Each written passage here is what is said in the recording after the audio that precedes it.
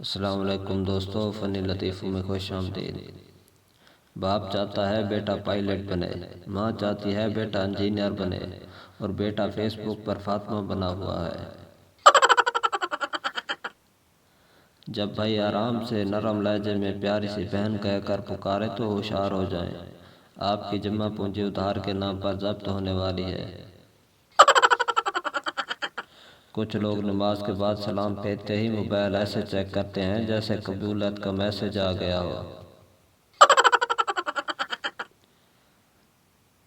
दोस्त को दिए गए उधार पैसे वापस लेने को कोई आसान तरीका है तो बताएं। उसने पूछा तमीज़दार हो? मैंने कहा बहुत। उसने कहा सबूत दो।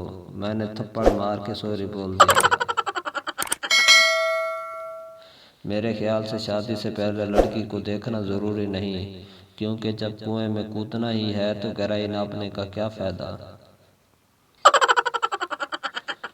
एक लड़का दरख्त के पीछे लड़की से बातें कर रहा था। पास ही से एक बाबा जी गुजरे और बोले, बेटा क्या यही हमारी तहजीब है? लड़का बोला, नहीं बाबा जी, ये साथ वाले गांव की बल्कीस है, आप किसी और दरख्त के पीछे देखें।